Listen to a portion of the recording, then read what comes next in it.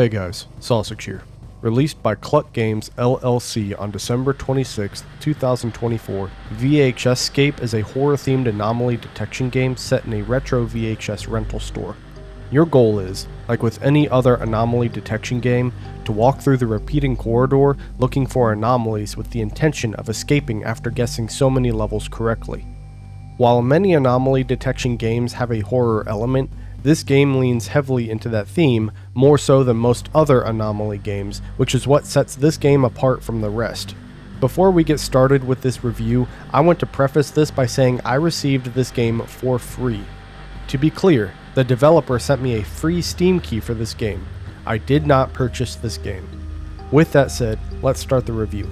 The atmosphere has a lot of potential, but the developers just barely missed the mark.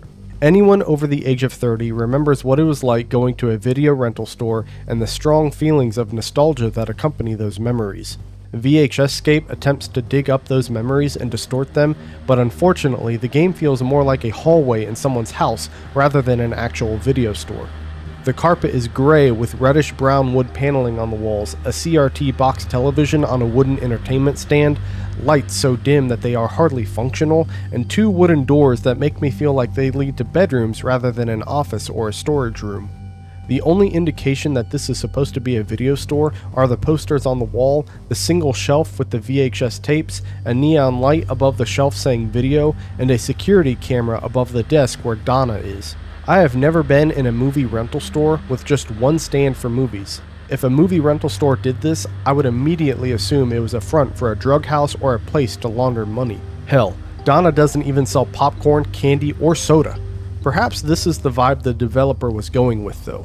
Maybe the developer chose to model the level like this because it doesn't feel like an actual movie rental store. Maybe the developer was aiming for an uncanny valley feeling. Regardless of what their goal was, the game still feels just a little too empty. As for the gameplay, I spent an hour in this game and shut it off out of frustration.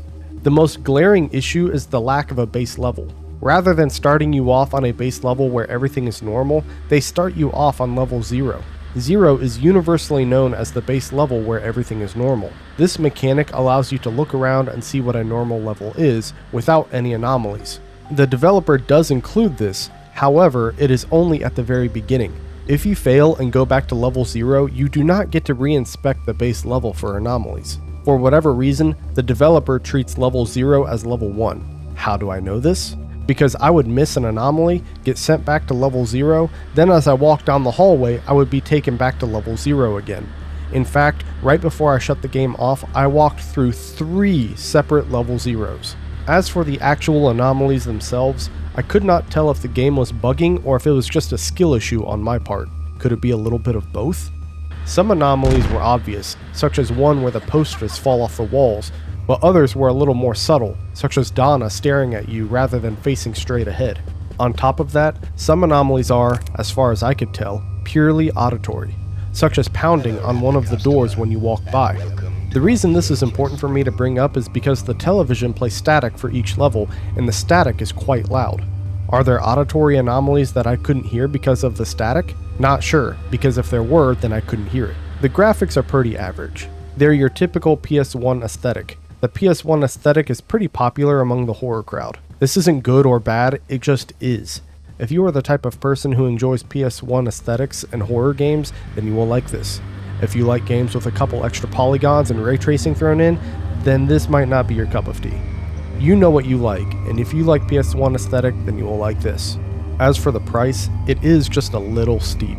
Currently, the game is listed at $4 US. $4 won't break the bank, of course, but how does it compare to the amount of time spent playing the game? On the Steam page, it says you could spend anywhere between 20 and 120 minutes on this game. Of course, if you spent the entire 120 minutes on this game, or if you replay it for whatever reason, then the $4 price tag might be worth it. However, I would assume the average player will only spend about an hour on this game, so $4 is just a bit high. With all of that said, I give VHScape a rating of 6 out of 10 sausages.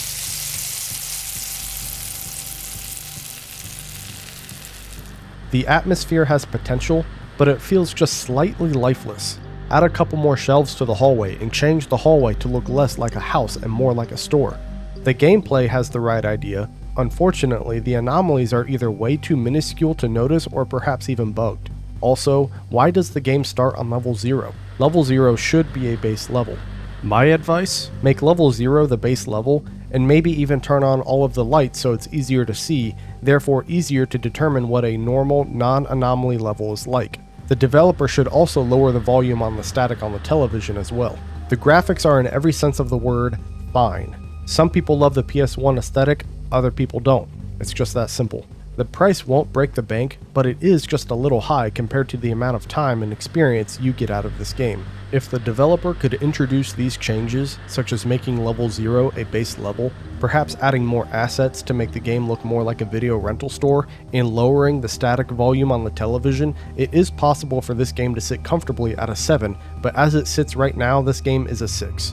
So my advice is to wait until this game is on sale. It is important to note that I am reviewing this game before it is even released, and this video was uploaded a week after the game was released. So if you're watching this months later, some of these changes may have been introduced already.